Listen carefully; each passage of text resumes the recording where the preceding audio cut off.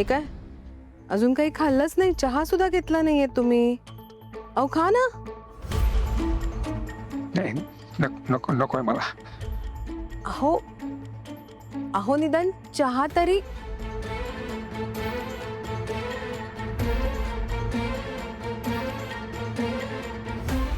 त्या देवकीमुळे होतं हे सगळं, पण तिची आठवण अजूनही यांच्या मनात असलेली चालणार नाहीये मला. तिची एकही गोष्ट किंवा एकही आठवण या घरात नको आहे मला. तो फोटो तर गेला, पण अजून काही जपून ठेवलं नसेल ना यांनी? अशी कोणती आठवण असेल जी आतापर्यंत जपली जाऊ शकते? मला नकोय हा माणूस माझ्या आयुष्यात. त्याची कुठलीच वस्तू नकोय, आठवणी नकोय, काहीच नकोय मला. कोण समजतो का तो स्वतःला? म्हणजे खांडेकरांच्या घरात जन्माला आलाय तर कसंही वागणार का तो? कोणाच्याही आयुष्याशी खेळणार? कोण समजतो कोण तो मला? मूर्ख आहे मी, लाचार आहे, मला कळत नाही. म्हणजे मला जेव्हा कळेल की तो माझा बाप आहे तर मी लगेच सगळं सोडून त्याच्या मागे धावून जाणार? मला नाही बोलायचं त्याच्याशी. पण त्याच्यानी सत्य नाही बदलणार आहे ना केदार. तू त्यांचे असे फोन न उचलून किंवा त्यांना इग्नोर करून काय होणार आहे? मग काय करू? हे सगळं स्वीकार करू? त्या माणसाला माफ करून देऊ? कसं माफ करू मी त्याला? त्या माणसामुळे माझ्या आईला किती त्रास झालाय, मला किती त्रास झालाय, हे सगळं विसरून जाऊ मी? केदार, ते तुझे वडील आहे. मला ना या शब्दाचा राग आहे आता. मला काय वाटतं, एकदा त्यांच्याशी समोरासमोर बसून बोल ना. मी इथे त्या माणसाचे फोन घेत नाहीये आणि तू म्हणते त्याला जाऊन भेट, बोल त्याच्याशी. अरे केदार, अरे नाही यार, मला नाही बोलायचंय त्याच्याशी. ऐक ना केदार, पण ऐक ना, मी नाही म्हणतोय ना. हे बघ केदार, मला सगळं कळतंय, पण एक एक मुलगा म्हणून नाही, एक मित्र म्हणून तरी त्यांना संधी दे. मित्र? कसली मैत्री तारिणी? हे असं काही नाहीये. आणि त्या माणसाला ना आधीच माहिती होतं की मी त्याचा मुलगा आहे म्हणून, पण तरीही त्या माणसाने मैत्रीचं खोटं नाटक रचलंय. अरे केदार, त्यांना पण गिल्ट आला असेल ना. एवढं जर गिल्ट असतं ना तर माझ्या आईला भेटायला एकदा तरी आला असता तो माणूस. कसली संधी देऊ मी त्याला? त्या माणसाला तेव्हाही काही वाटत नव्हतं आणि आत्ताही काहीच वाटत नाहीये त्याला. मग त्यांनी तुला एवढे फोन का केले असते? अरे त्यांना पण काहीतरी वाटत असेल, नाईलाज असेल केदार त्यांचा. माझं ऐक, एकदा त्यांच्याशी बोलून घे. त्यांच्यासाठी नाही, माझ्यासाठी.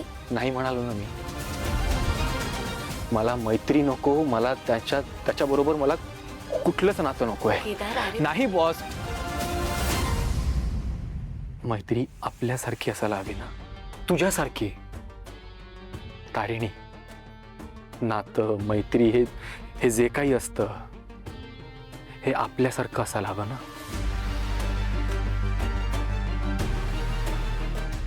अगदी सेल्फलेस.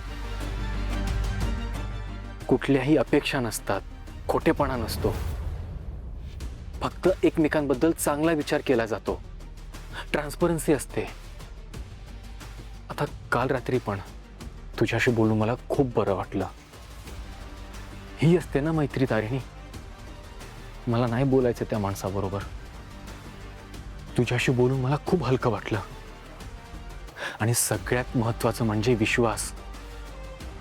विश्वासाशिवाय कुठल्याच नात्याला अर्थ नसतो ना तारिणी. केदार, अरे पण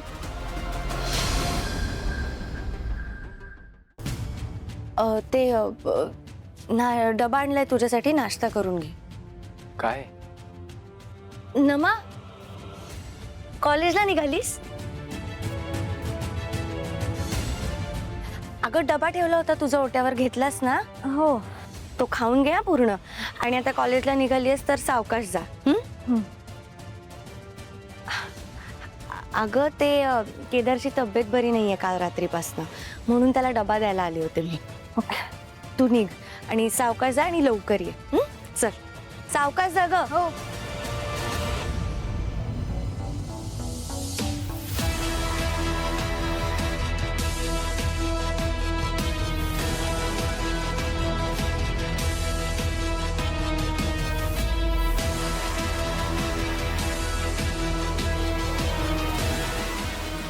केदारला बरं नाहीये हे तारिणीताईला कसं माहित? म्हणजे तारिणीताई रात्रभर केदारच्या रूम मध्ये होती. मग तिने अंजूला खोटं का सांगितलं? ते अंजूला खरं सांगू शकत होते ना की केदारला बरं नाहीये म्हणून. केदार काय म्हणत होता की मन मोकळं केलं वगैरे वगैरे. या दोघांमध्ये फ्रेंडशिप पेक्षा जास्त काही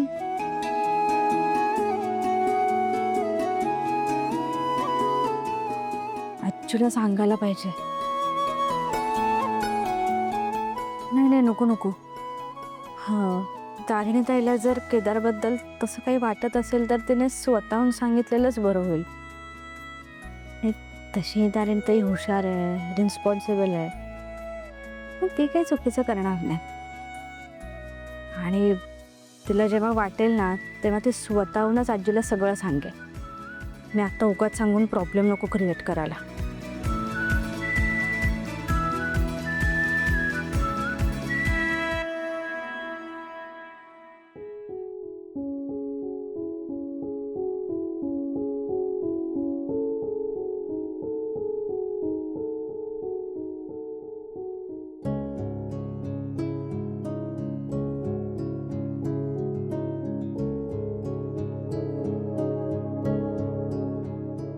आपण सत्य शोधण्यासाठी किती प्रयत्न करत असतो ना. काय काय आहे, काय काय झाले, नेमकं काय घडले हे शोधण्यासाठी आपण केवढे प्रयत्न करत असतो आई. पण कधी कधी ना काही गोष्टींची उत्तरं नाही मिळाली तर तेच चांगलं असतं आपल्यासाठी. उत्तरं मिळण्यापेक्षा अंधारात जगणं जास्त सोपं असतं.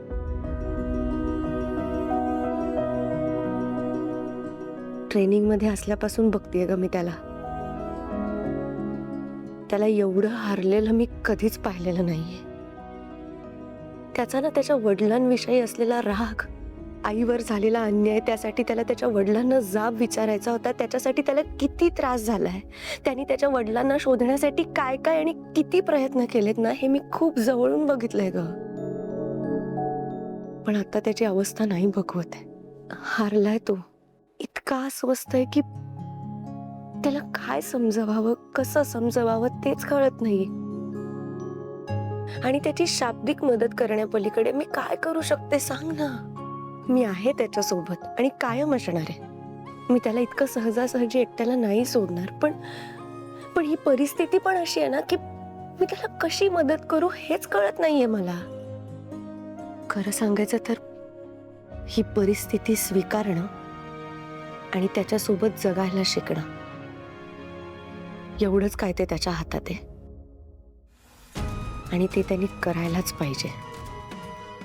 पण ह्या सगळ्यामध्ये रागाच्या भरात किंवा कुठलाही पुढचा मागचा विचार न करता त्यांनी कोणता चुकीचा निर्णय नको घ्यायला एवढंच मला वाटतंय.